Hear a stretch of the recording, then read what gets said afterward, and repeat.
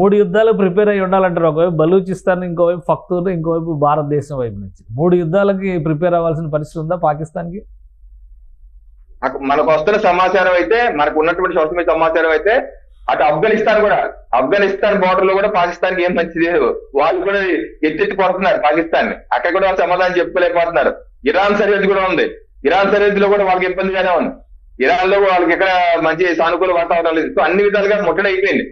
దాని అన్నిటికీ diversion politics కూడా ఈ కోసం ఈ పని చేశారు. సో వాళ్ళకి అంతర్గత అనేక సమస్యలు ఉన్నాయి.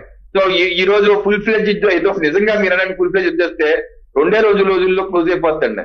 పాకిస్తాన్ అసలు మొన్న ఫ్రంట్ పోస్ట్, నేను వీక్షకులను అడుగుతాను, ఫ్రంట్ పోస్ట్ ని గూగుల్లో కొట్టి చూడండి. పాకిస్తాన్ ఆర్మీ ఫ్యూల్ రిక్వైర్మెంట్ కొట్టి చూడండి వస్తుంది. ఒకటి ఏంటంటే వాళ్ళు ఆర్మీ ఎయిర్ ఫోర్స్ ఈ డ్రిల్ చేద్దాం అని చెప్పేసి నిశ్చయించుకున్నారు.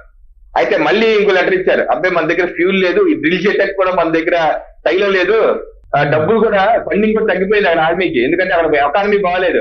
దక్షిణవైపు తిరుగుతున్నాడు, శాబరాజు గల్లా పెట్టి తిరుగుతున్నాడు దేశాల చుట్టూ. ఎవడో ₹1 ఇట్లేదు అది బొచ్చులో. అందుకని పాకిస్తాన్ ఆర్మీకి బట్టలకి డబ్బులు లేవు, ఫ్యూల్ కి డబ్బులు. మనకు వస్తున్న వార్తలు ఒకసారి ఇంటర్నేషనల్ మీడియా చూస్తే మీకు అర్థమవుతుంది. వాళ్ళకి మొత్తం కట్టింగ్ అయిపోయింది, డబ్బులు ఇవ్వట్లేదు. ఇటువంటి పరిస్థితుల్లో వాళ్ళకి కనీసం డీజిల్ పెట్రోల్ కూడా లేదు ఫ్లైట్ లేపడానికి.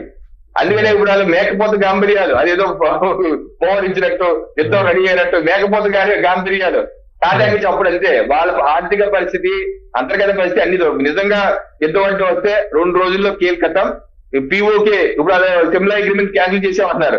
సిమ్లా అగ్రిమెంట్ క్యాన్సిల్ చేస్తే free to go to PoK. Simla agreement లో ఎల్ఓసిని ఆ రోజు ఒప్పుకుంటూ మనం సంతకం పెట్టాం. ఇప్పుడు వాళ్ళు క్యాన్సిల్ అన్నారు కాబట్టి హ్యాపీగా ఎల్ఓసిని మనం పట్టించుకోవాలి, లోపలికి వెళ్ళిపోవచ్చు. లోపలికి వెళ్ళిపోయి మన పిఓకే మనం చేసుకోవచ్చు. సో ఈ రకంగా అన్ని విధాలుగా వాళ్ళు ముట్టడయ్యారు. మేకపోతు గాంభీర్యాలే వాళ్ళకు ఉన్నటువంటి అంతర్గత సమస్యల నుంచి బయటపడటానికి భారతదేశాన్ని బూచిగా చూపించి ఇది కావాలని చేసి పొరుగుతో గోక్కున్నారు. ఇప్పుడు వాళ్ళ పరిస్థితి ఏంటంటే పొరుగుతు అంతర్జాతీయంగా ఉన్న పరిస్థితులు వాళ్ళకి ఏమాత్రం అనుకూలంగా లేని టైంలో పొరుగుతో తలగొక్కున్నారు.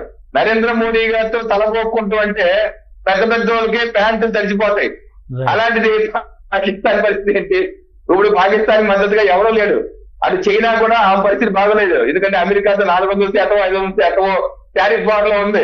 ఆ పరిస్థితి బాగాలేదు. బాబు నరేంద్ర మోడీ గారు ఎండలు పంపిస్తారు చైనా, రండి మనం మాట్లాడుకుందాం, మా చీనీ ఇండియా బాయి మనం మాట్లాడుకుందాం, మనం సెటిల్ చేసుకుందాం అని అంటుంది. ఇప్పుడు ఆయన పరిస్థితి బాగాలేదు చైనాలో. రష్యా వాళ్ళ సపోర్ట్ లేదు, పాకిస్తాన్ కి ఏమి ఉండదు. అమెరికా ఫుల్ నిన్న 25 నిమిషాల పాటు ట్రంప్ గారు నరేంద్ర మోడీ గారితో మాట్లాడి మీరు ఏది కావాలో చేయండి, మేము పూర్తిగా సపోర్ట్ గా ఉన్నాం, ఏది కావాలో ఇస్తామని చెప్పి వాళ్ళ సపోర్ట్. అలాగే అన్ని దేశాల సపోర్ట్. ఏ దేశం, సౌదీ అరేబియా కూడా భారతదేశానికి సపోర్ట్ గా ఉంది. సో ప్రపంచ దేశాన్ని ఏ దేశం పాకిస్తాన్ సపోర్ట్ చేసే పరిస్థితి ఏకాకిగా ఉంది. ఆర్థికంగా బెచ్చలెత్తుకునే స్టేజ్ లో ఉంది. అటువంటి పరిస్థితుల్లో వీళ్ళు తెచ్చుకున్నటువంటి కావాలని తెచ్చుకున్నటువంటి సమస్య అక్కడ ఆధిపత్య కోసం తెచ్చిన సమస్య. అందుకని ఇంకో వార్త కూడా ఏమొస్తుందంటే, పొద్దున ఒక ఛానల్ లో చూశాను, షాబాజ్ షరీఫ్ ఈ జనరల్ మునీర్, ఈ జిహాదీ మునీర్ ఇద్దరికి వారైపోయిందంట, ఇద్దరికి తిట్టుకునే పరిస్థితి. అందుకని వాళ్ళ నేషనల్ సెక్యూరిటీ కౌన్సిల్ మీటింగ్ లో జనరల్ గా ఆర్మీ జనరల్ ని ప్రైమ్ మినిస్టర్ పక్కన కూర్చోబెట్టుకుంటారు. ఆయన పక్కన లేదు, అందుకని 2వ స్థానంలో 3వ స్థానంలో కూర్చోబెట్టారు. అది అర్థమైపోయింది, ఆర్మీకి పట్టలేదు. So it's a very disturbed nation. అది కూడా ఆర్మీ కూడా అంతా లేదు, అది జిహాదీలు సృష్టించేటువంటి జిహాదీ వ్యవస్థ. ఎవరికన్నా సరే మిషనరీస్ అంటారు చూసారా, పేర్ కిల్లర్స్, ఆ రకంగా తయారు చేశారండి. అది ఎప్పుడు కొప్పుకొడుతో రెడీగా ఉంది.